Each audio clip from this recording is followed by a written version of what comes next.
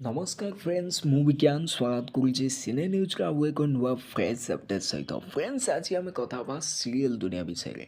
ହଁ friends, serial କିଛି ସତ କିଛି ମିଛର କିଛି ନୂଆ କଥା ବିଷୟରେ ଯାହାକି କିଛି ଏକ ନୂଆ ଚରିତ୍ର ବିଷୟରେ ଯାହାକି ବିବାହ ଉତ୍ସବ ପାଇଁ ନିମନ୍ତ୍ରଣ ମାନେ ସେଥିରେ ଯେଉଁ ଷ୍ଟୋରି ରହିଛି ତା ଦେହରୁ କିଛି ନୂଆ କିଛି ଦେଖିବାକୁ ମିଳୁଛି ଏହି ସିରିଏଲରେ କିଛି ନୂଆ ମୋଡ଼ ଆପଣଙ୍କୁ ଦେଖିବାକୁ ମିଳିବ।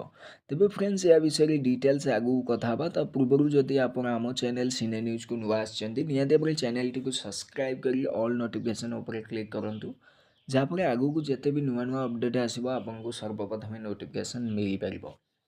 ତେବେ ଫ୍ରେଣ୍ଡସ୍ ଚାଲନ୍ତୁ ବିନା ଟାଇମ୍ ୱେଷ୍ଟ ନକରି ଭିଡ଼ିଓଟିକୁ ଷ୍ଟାର୍ଟ କରିବା। ଫ୍ରେଣ୍ଡସ୍ ଓଡ଼ିଶାର ଲୋକପ୍ରିୟ ମନୋରଞ୍ଜନ ଚ୍ୟାନେଲ୍ ଜି ସାର୍ଥକ ନିଜର ଦର୍ଶକମାନଙ୍କ ପାଇଁ ସବୁବେଳେ କିଛି ନା କିଛି ନୂଆ ପ୍ରୟାସ କରିଥାଏ। ତେବେ ଚ୍ୟାନେଲରେ ନୂତନ ମେଗା ସିରିଏଲ୍ କିଛି ସତ କିଛି ମିଛରେ ଏକ ବଡ଼ ଟୁଇଷ୍ଟ ଆସିବାକୁ ଯାଉଛି। କାହାଣୀର ମୁଖ୍ୟ ଚରିତ୍ର ଆଲୋକ ଏବଂ ଛବିଙ୍କର ବିବାହ ଉତ୍ସବ ଖୁବ୍ ଶୀଘ୍ର ପରଦାକୁ ଆସିବ, ଯାହାକୁ ନେଇ ଦର୍ଶକଙ୍କ ମଧ୍ୟରେ ବେଶ୍ ଉତ୍ସାହ ପ୍ରକାଶ ପାଇଛି। ମଙ୍ଗରାଜ ପରିବାର ପୁଅ ଆଲୋକ ସହ ଛବିଙ୍କର ବିବାହ ସମସ୍ତ ରୀତିନୀତି ଯେପରିକି ହଳଦୀ ମେହେନ୍ଦି ସଙ୍ଗୀତ କାର୍ଯ୍ୟକ୍ରମ ବଡ଼ ଧୁମଧାମରେ ପାଳନ କରାଯିବ। ଏହି ବିବାହ ଓଡ଼ିଶା ଟେଲିଭିଜନ ଜଗତର ସବୁଠାରୁ ବଡ଼ ଉତ୍ସବ ହେବାକୁ ଯାଉଛି, କାରଣ ଏଥିରେ ଜି ସାର୍ଥକର ଅନ୍ୟ ସମସ୍ତ ମେଗା ଧାରାବାହିକ ନାୟକ ନାୟିକାମାନେ ଯୋଗ ଦେବେ ଓ ପ୍ରତ୍ୟେକ ସିନ୍ ହେବ ମନଲୋଭା ଓ ଆଣିବ କାହାଣୀରେ ରୋମାଞ୍ଚକର। ତେବେ ଏହି ଖୁସିର ମାହୋଲ ଭିତରେ ଛାୟାର ପ୍ରତିଶୋଧ ପ୍ରାୟର ମନୋଭାବ କାହାଣୀରେ ଏକ ନୂଆ ମୋଡ଼ ଆଣିବ। ପ୍ରତିଶୋଧ ଏବଂ ନ୍ୟାୟର ନିଆଁରେ ଜଳୁଥିବା ଛାୟା ଏହି ବିବାହ ଉତ୍ସବରେ କିଛି ଅଘଟଣ ଘଟାଇବ କି? କ'ଣ ଏହି ଉତ୍ସବରେ ସବୁ ସତ ସାମ୍ନାକୁ ଆସିବ? ଏଭଳି ଅନେକ ରୋମାଞ୍ଚକର ପ୍ରଶ୍ନର ଉତ୍ତର ଆଗାମୀ ଏପିସୋଡ଼ ଗୁଡ଼ିକରେ ଆପଣମାନେ ଦେଖିପାରିବେ।